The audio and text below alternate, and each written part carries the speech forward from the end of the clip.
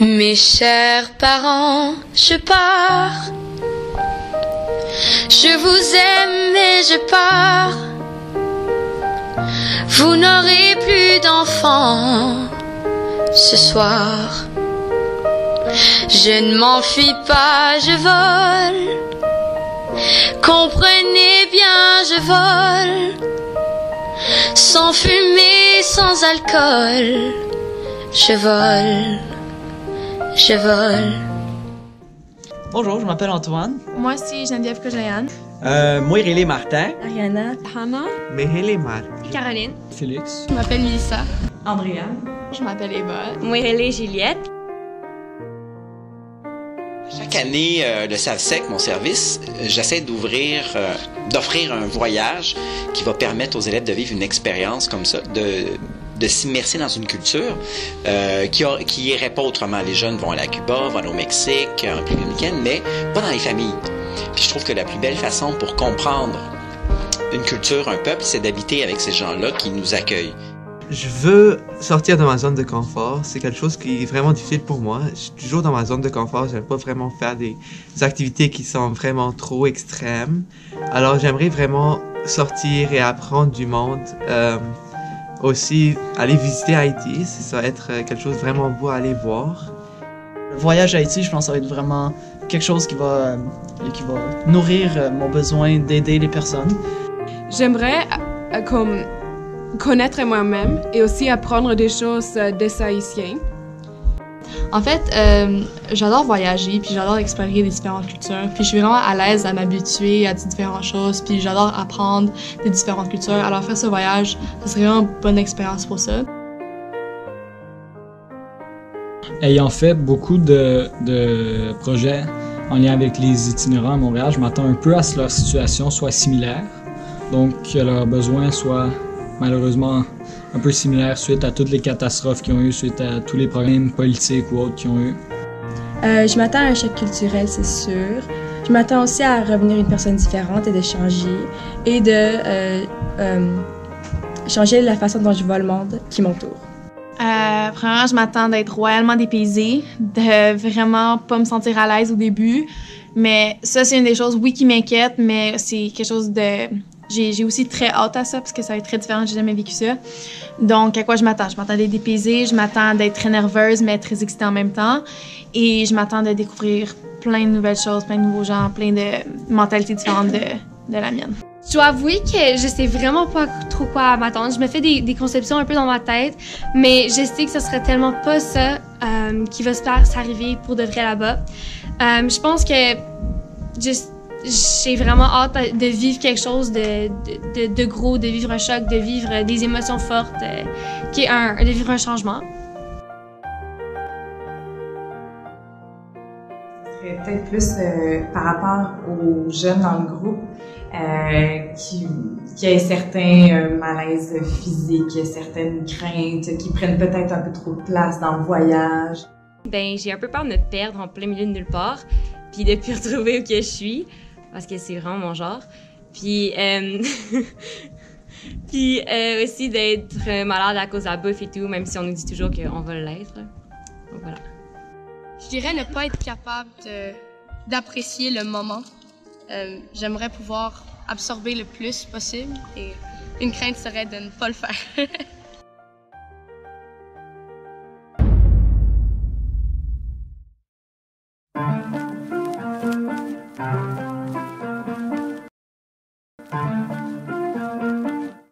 Bon matin tout le monde, c'est le premier matin en Haïti.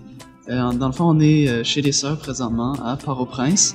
Hier, on a débarqué de l'avion, on a traversé une grande majorité de la ville de Port-au-Prince. Après ça, on est sorti dans les petites rues, puis dans l'autobus, mais comme on a eu un petit aperçu, un petit avant-goût de comme, la vraie vie, comme dans pas la misère nécessairement, comme une vie autre que la nôtre. C'est ça, plus difficile, plus dur. Puis quand on est rentré dans la maison des sœurs, on est littéralement dans un havre ou dans un enclos, comme les portes se barrent, c'est une forteresse. On avait plusieurs réalités, des gens qu'on dirait qui vivaient dans les rues, d'autres qui étaient dans des maisons un peu plus grosses. Et en arrivant chez les sœurs, tout près, il y a plusieurs personnes qui vivent dans l'extrême pauvreté. Mais les sœurs, désolé, ont été très très chaleureuses et accueillantes. Ça m'a vraiment surpris en fait. Ils nous ont accepté, ils nous ont invités comme si on faisait partie de chez eux.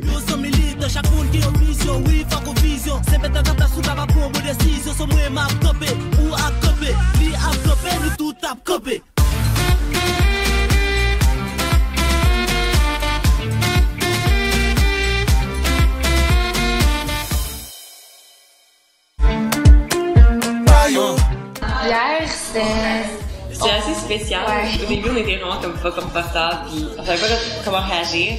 Ouais. Mais je pense que si on avait apporté des biscuits, puis un acquis, fait qu'on a joué avec les enfants. Ouais. Fait que les enfants ont vraiment été comme un liaison envers leur famille. Ouais, vraiment, je pense que le fait qu'on jouait avec eux, ça nous a détenus parce que comme jouer, c'est un peu un langage universel parce que tout le monde comprend comme comment lancer une balle, comment jouer. Ça nous a détendu nous, puis détendu la famille aussi. De voir qu'on était correct puis que leurs enfants étaient corrects puis tout là.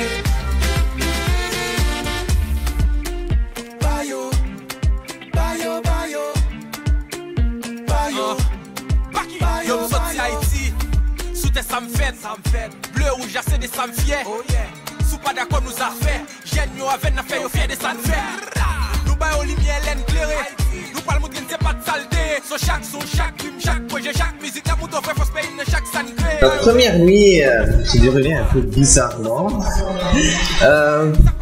Il n'y avait pas vraiment une famille qu'on était avec, il n'y avait pas d'électricité non plus. On était un peu perdus partout. On était vraiment sombre, les filles étaient en bas, les deux filles en night-chair, et nous quatre on était en haut. Mais je pense qu'on s'est bien débrouillé à la fin, on est tous restés en haut ensemble à jouer aux cartes.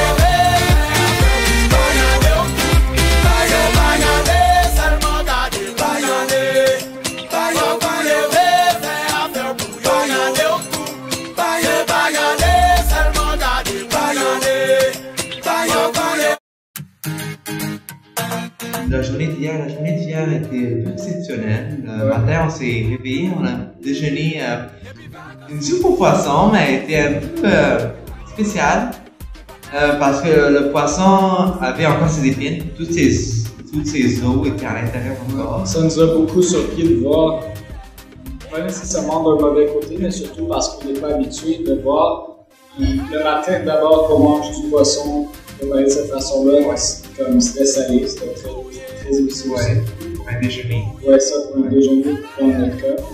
Et après ça, qu'est-ce qu'on a fait? On est parti visiter le quartier autour du quartier général où les profs restent, les accompagnants de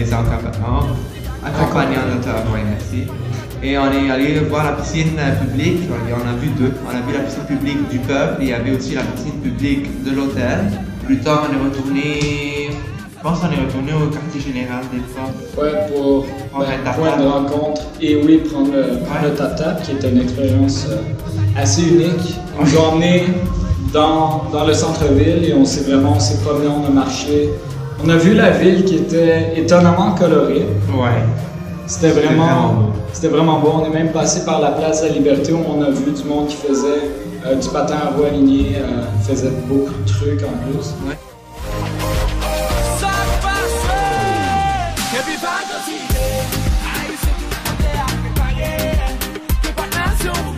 Hier, ce que nous avons fait, nous avons assisté à un cours de créole.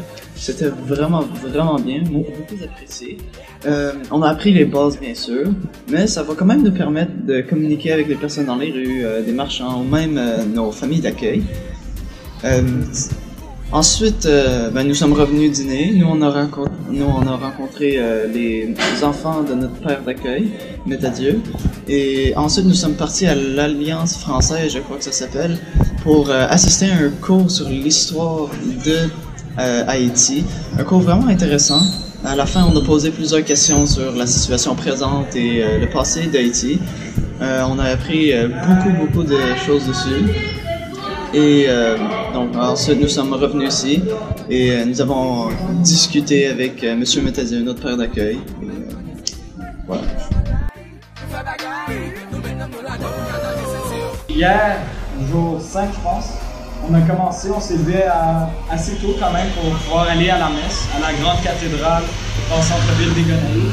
C'était vraiment différent de la messe qu'on connaît à Montréal. C'était super dynamique, c'était vraiment engageant, c'était vraiment centré autour des enfants, des jeunes enfants. Là, tu sais, t'avais des petits de quoi, 3-4 ans? Honnêtement, je suis pas quelqu'un qui pratique énormément, mais voir la célébration, comment c'était coloré, comment tout le monde participait, surtout des enfants, ça m'a beaucoup étonné. Le prêtre posait des questions sur la Bible, justement, et les élèves à tour de rôle allaient ensemble. C'était vraiment cool. Et en fin de compte, on a fini avec une célébration vaudou qui était pas mal le clou de la journée, étant donné que personne ne savait vraiment à quoi s'attendre. On est arrivé, c'était comme dans un terrain évident. Ouais. Puis là, ce qui est arrivé, c'est comme, c'est pas des groupes, c'est comme des groupes de voodoo. Fait que là, en avant, t'as les hommes avec les instruments, là, en arrière, t'as les femmes qui dansent. Là, comment ça se passait, c'est dans les rues, les groupes se croisaient. Ça, ouais. Fait que là, c'était comme un immense festival au long de la rue.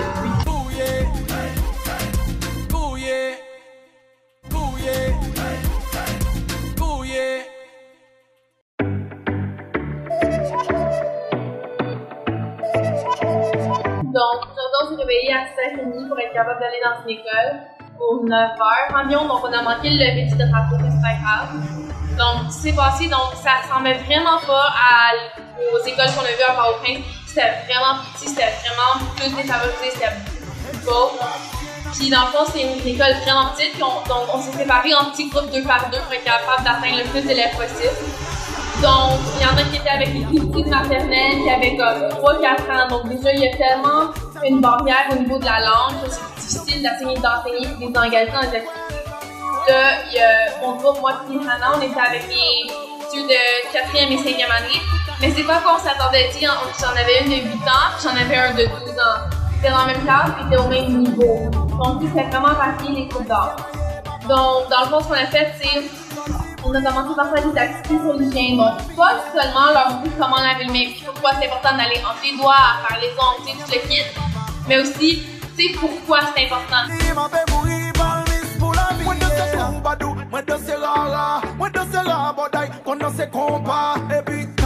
Terre Jeune, c'est une organisation transnationale qui regroupe pas mal de pays à travers le monde. C'est un mouvement qui a maintenant 32 ans. Nous travaillons spécialement sur la protection, la conservation de l'environnement et la valorisation de la culture et la valorisation des actions jeunesse.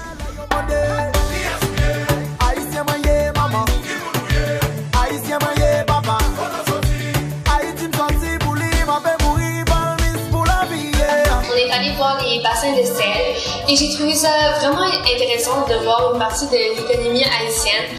Aussi intéressant à voir vraiment de concret les dégâts que l'ouragan a causés parce que c'était creusé dans de l'argile et l'argile, on s'entend, c'est très solide, mais il avait totalement détruit le bassin et le propriétaire là qui travaillait, il lui restait encore au moins 2 mois de travail à faire pour réparer son bassin, pour avoir sa nouvelle récolte de sel, son nouveau salaire qu'il n'avait pas pu toucher depuis l'ouragan.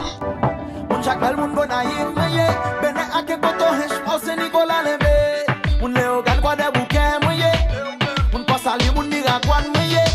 se réveille ce matin, c'était vraiment bon. On s'en va à une ferme et on fait des haricots, des petits fèves et on récolte tout ça. Là, c'est fun pendant 2 heures. Là, on est en train de récolter des fèves, en train de faire ça. Il faisait vraiment chaud. Plus tard dans l'après-midi, on est allé planter des arbres à l'école. Et lycée de... Ouais. Et justement, on a planté 150 arbres. Et c'était l'expérience la plus... Ben, c'était vraiment l'expérience la plus fascinante que j'ai eue de tout le voyage jusqu'à date. Pourquoi? Il y a eu du travail d'équipe. c'était un beau travail d'équipe. On devait remplir des petits sacs de terre. Ensuite, on devait les mettre dans un carré qui était délimité par des cordes. Et on a planté des arbres dans les petits sacs, on a mis de l'eau, puis on était une vingtaine de personnes à tout faire ça. Et on le fait quand même rapidement, mais ça se voyait que chaque personne qui était là le faisait pour voir un changement en Haïti. Haïtiano, Haïtien, Haïtien, natal pour bien comprendre. Qui me l'aime, tout ça qui parle comme yo. Ça va garder mon compte qui a ce qui fait action yo. C'est moi qui j'ai péria, ça parle Haïti péria. Tout connaît passé yo, yo, bon, moi, dans toute la ria. C'est pas ton prince, l'hôpital, canapé vert. La musique, ça m'a confirmé pour tout ça, pas de quoi, les amis. Wow, wow, wow, wow. Donc, hier, jour 8 du voyage en Haïti. Dans le fond, c'est une journée qui a commencé assez solide, mais qui s'est finie tranquillement. Donc, on a été dans une école. Certains d'entre nous ont continué les activités d'hygiène qu'on avait planifiées, alors que d'autres, dont moi, on a été créer un jardin dans la cour de l'école avec plusieurs élèves. Et c'était impressionnant de voir à quel point les jeunes étaient passionnés et vraiment très intéressés par continuer le projet qu'on amorçait là. Compas, et puis carnaval la belle, me songe black là. Et Richard musique qui devant nous love là. Qu'aime pas sauter, l'entend des bouts qui parler. Des peaux noires, des peaux rouges, des peaux vertes, des peaux bleues, des peaux 10, des peaux d'arc. Sinon, en après-midi, on a été visiter une coopérative qui a été créée et qui est maintenant poursuivie par des femmes. C'est très intéressant de voir vraiment leur vision par rapport aux choses, à l'aide extérieure entre autres. On a débattu sur l'importance ou plutôt l'apport d'un hôpital qui a été investi par le Canada en Haïti. Donc, on vient tout juste de finir notre journée et c'est une journée plutôt relax parce que pas mal de personnes sont un peu malades ou très fatiguées. Ils doivent se reposer assez tôt. On est 6 dans notre famille et tout le monde est malade sauf moi et Geneviève. Donc, on a commencé par une activité d'artisanat avec un monsieur qui s'appelle Ferdinand. En fait, il habite avec nous dans cette maison et il était vraiment gentil. Il nous a montré plein de techniques pour faire un paysage de ciel. On a fait ensuite un rebord de cordes. On n'a pas eu le temps de le terminer, mais il a dit qu'il va s'en occuper et nous les redonner mardi. Donc, une personne extrêmement gentille, c'était vraiment, vraiment amusant. Par la suite, on est revenu dîner et on est en fait retourné dans l'école où est-ce qu'il y a un orphelinat, une école et des fermes, des champs, un peu tout. Et on était supposé de faire des activités de lavage de mains, un peu tout, sauf que, encore une fois, tout le monde était super fatigué, aucune énergie. Donc, ce que nous avons fait à la place, c'est juste visiter encore plus les lieux qu'ils avaient autour, comme les champs, on est allé en voir un peu plus. On a vu une installation de pisciculture et aussi un poulailler, c'est vrai, un poulailler de poules qui pondent des œufs. Il disait qu'il ramassait, je pense, autour de 300 à 500 œufs par jour, si je ne me trompe pas. Donc, ouais, c'était énorme et c'était une expérience assez particulière et assez bonne expérience. Hein. Nous sortis loin, et on joue arrivé loin, pays ça pas qu'à gaspiller. Alors aujourd'hui, du voyage, Joël nous a apporté dans un endroit près des montagnes, dans les montagnes en effet, pour visiter un endroit, c'était comme un terrain de plantation où les agriculteurs travaillaient ensemble, s'entraidaient pour travailler dans leur champ d'haricots, il y avait des mangues, il y avait plusieurs différents types d'arbres, il y avait des noix de coco.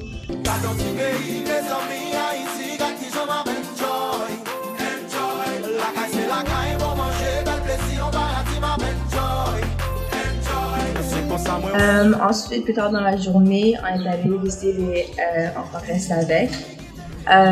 Visuellement parlant, le bâtiment était beaucoup trop petit pour environ 15 à 30 enfants qui restaient dans le bâtiment qui était beaucoup trop petit, selon les prêtres.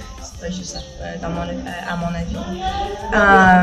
En rentrant, on a pu voir les chambres qui accueillaient 7 enfants dans 2 ou 3 lits. Ouais, 2 ou 3 lits simples. Ensuite, on a eu la chance de les nourrir avec le riz qu'on a apporté et quelques autres choses qu'on a apportées.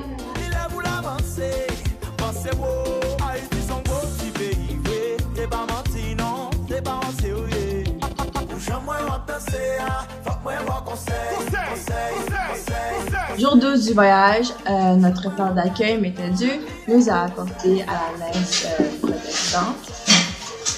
Visuellement parlant, le bâtiment était plus ou moins stable et il n'avait pas autant d'espace que par rapport à l'espace qu'on a vu à la messe catholique. En tout, c'était juste vraiment incroyable de voir jusqu'à quel point les gens veulent offrir leur tout à Dieu. Après le dîner, on est allé dans une école où on avait déjà été pour jouer au soccer avec des jeunes. Le terrain, c'était un terrain malade. C'était comme une plaine en plein milieu des montagnes. Tellement comme out of nowhere. Honnêtement, j'ai déjà joué au soccer dans ma vie et je leur arrivais pas à la cheville. Ils étaient vraiment incroyables, on s'est fait détruire 6-2.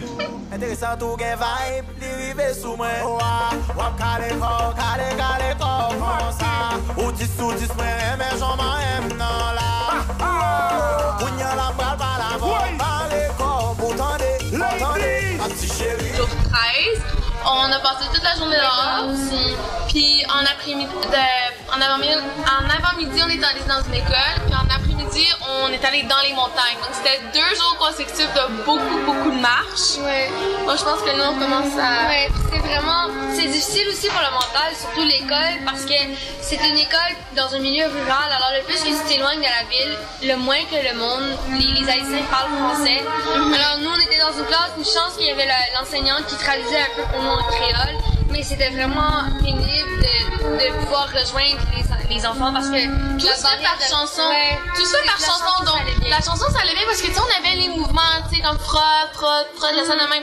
Mais là quand ça arrivait d'expliquer des activités, des choses comme ça, les Haïtiens ils apprennent vraiment à comme ils voient et là ils copient. Donc tout ce que nous on faisait ils copiaient. Donc ouais c'est compliqué comme ce que tu as dit avec la barrière de langage. Mais tu sais, à la fin de la journée, on réussissait quand même à communiquer avec eux. C'était difficile, c'était faisable. C'est un défi, mais on l'a surmonté. Ouais.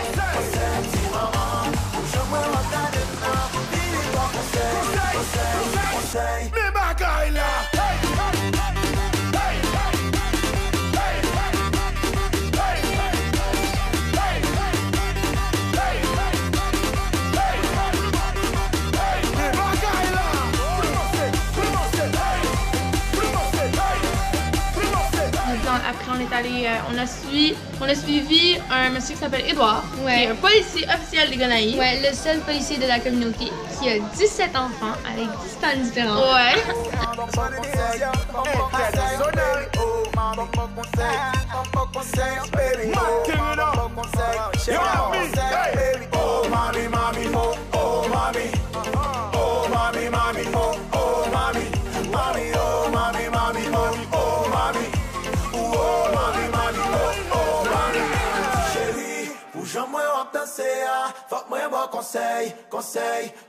Conseil.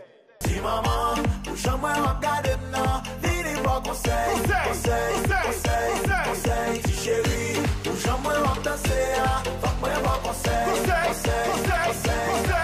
Dis maman, puxa-moi regarde maintenant. Vire moi conseil. Mais bagaille là.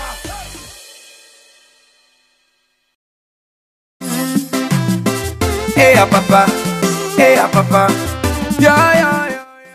Je dirais que oui, avant de partir, j'avais pas beaucoup de confiance en moi et confiance en ce que je pouvais faire comme individu.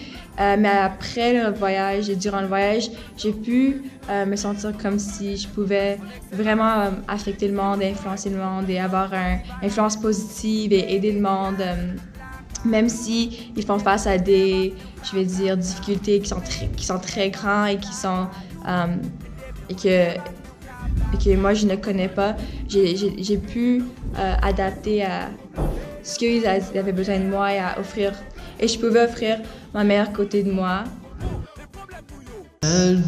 Honnêtement, j'en avais pas vraiment un précis. Je savais plus que j'aimerais ça apprendre le créole. J'aime beaucoup les langues. J'aimerais ça apprendre plus sur la culture haïtienne, voir un peu c'est quoi la réalité de la pauvreté aussi.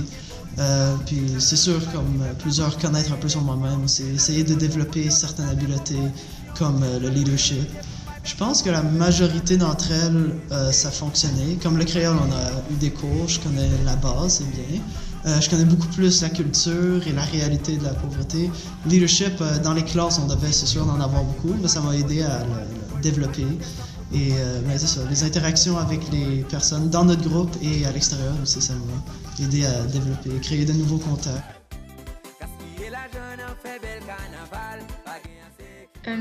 Depuis mon retour, j'analyse beaucoup plus les choses que je fais. Je fais pas... que ce soit pour m'amuser, que ce soit à l'école, dans n'importe quel cadre, tout ce que je fais, j'analyse les impacts que ça peut avoir. Est-ce que ça vaut le temps? Est-ce qu'il y aurait d'autres choses que je pourrais faire à la place qui aideraient plus de gens? Comme je révise mes priorités, on peut dire. Toutes les affaires folles que j'ai fait pendant ce voyage, je pense, oui, je pourrais changer comme faire laver tes vêtements à tes mains, prendre une douche avec un seau. Je sais, c'est des affaires qui ont l'air vraiment stupides, mais vraiment, ils te forment comme une personne, comme on a appris comment se développer comme des humains, comme avant toutes les machines, avant la machine à laver, avant une douche, on se lavait avec un seau. Alors ça, c'était comme vraiment, ça m'a vraiment changé ma vie. J'ai appris comment j'étais vraiment, on peut dire, gâté ici. On a beaucoup de choses qu'on prend pour acquis. Alors moi, je trouvais que ce voyage m'a vraiment ouvert les yeux, surtout comme pas tout le monde dans le monde a les possibilités d'avoir des choses comme nous. Je trouve que j'ai pu, là-bas en Haïti, maximiser mon ouverture d'esprit.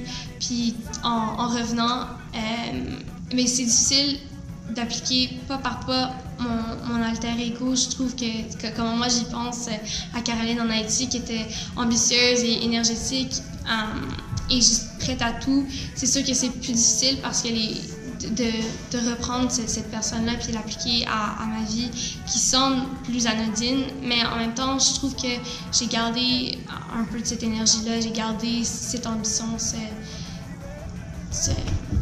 de toutes les valeurs que j'ai acquises là-bas.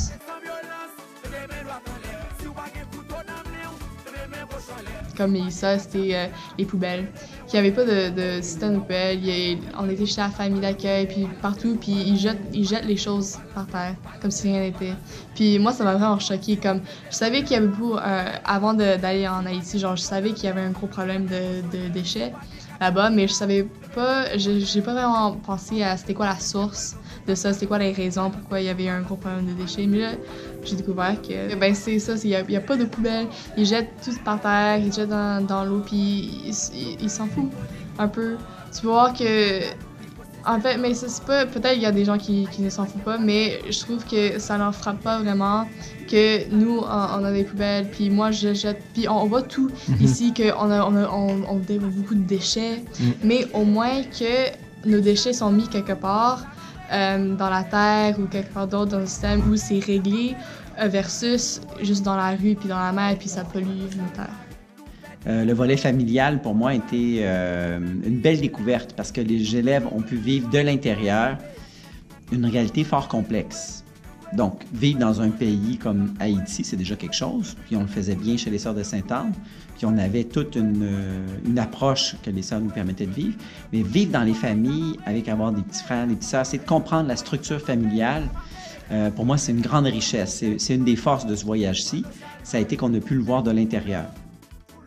Je pense il y a des places qui sont très pauvres matériellement, sauf que c'est pas dans le matériel que réside la vraie richesse. La vraie richesse réside, selon moi, en l'unité entre ses habitants. Donc, un pays peut être aussi pauvre qu'Haïti, mais être aussi fort au niveau de tout le monde qui s'entraide, tout le monde qui s'aime. Tout le monde, dans le fond, qui font pas la guerre, qui font pas le mal, qui font rien que s'entraîner pour passer au travers des moins bons moments qui arrivent un peu malgré eux. Et c'est alors que nous, au Canada, autant on peut être, entre guillemets, riche, autant on peut être borné et autant on peut être plus individualiste et matérialiste par rapport à eux, que le bonheur, ils l'ont compris depuis longtemps et c'est simplement de s'entraider et d'avoir du plaisir. Ça a été quand même un assez gros choc quand on est revenu parce que t'avais beau te promener dans des endroits qui étaient vraiment occupés puis que les gens ils bougeaient et tout, mais ça sentait toujours vide, il y avait comme pas de vie. Puis je pense que j'ai réalisé avec Haïti que c'est parce que notre société ici au Canada, comme on est toujours pensé à s'enrichir, à toujours vouloir plus, et ça fait qu'on est vraiment isolé sur nous-mêmes, puis on est toujours en train de penser à qu'est-ce qu'on va faire après.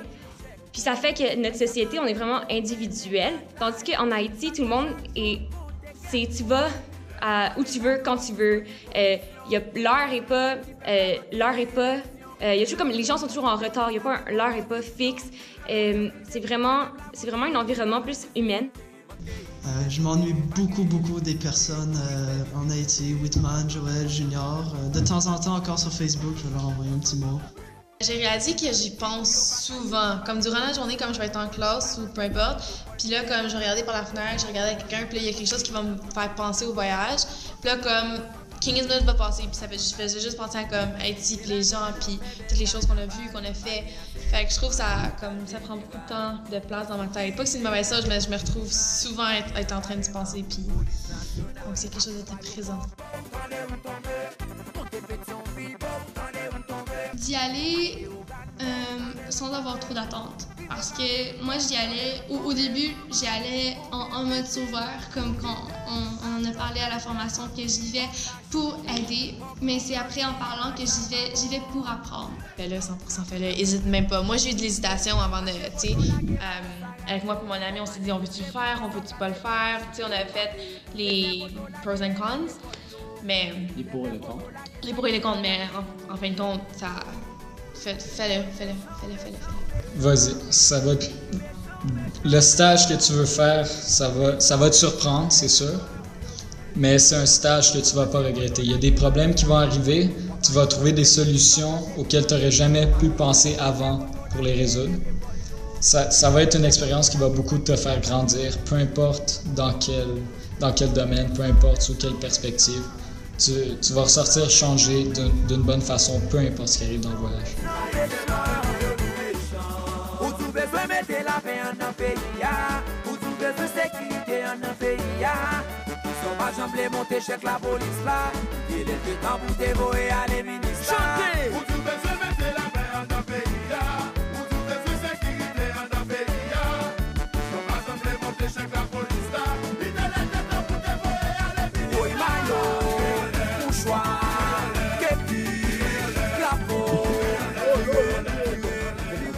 Je ne peux pas monter ici pour sauver.